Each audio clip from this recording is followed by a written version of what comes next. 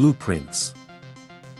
Blueprints come in many types and specifications, and each corporation has its own version of every type. Development.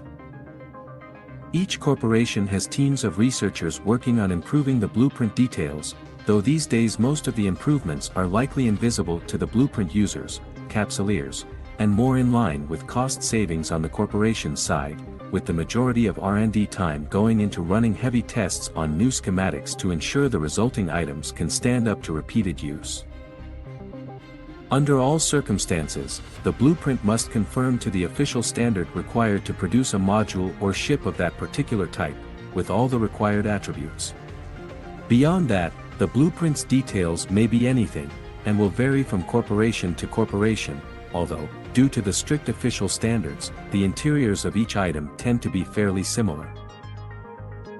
Blueprints are compiled with everything from mathematical equations and subatomic particle diagrams to engineering drawings, schematics, and performance data. These can be displayed on a holoprojector, and can be stored on small data disks. Each blueprint is different, even ones for the same items.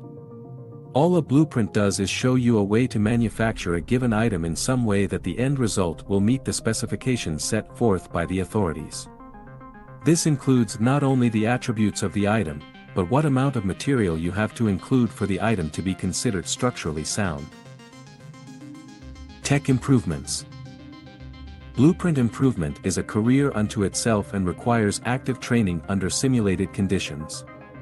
Drones, guns and armor are usually easier to work with, whereas electronics and shields are more complicated. Actual ships trump everything else in complexity. From a scientific operational point of view, as opposed to just what the capsuleers and other consumers see, the technological transition from a Tech 1 to a Tech 2 blueprint involves the application of pre-established data from data cores, extracted with the aid of data interfaces or decryptors specifically designed for that purpose, along with certain skills on the capsuleer's behalf. The data is composed of agglomerations of design patterns that skilled crews can turn into direct improvements to particular blueprints. Lab personnel working on improving blueprints need to sign confidentiality waivers. They often log things carefully, and though they can't keep logs of blueprint contents, they are able to save things like patterns that help with speeding up the process for other items of the same type.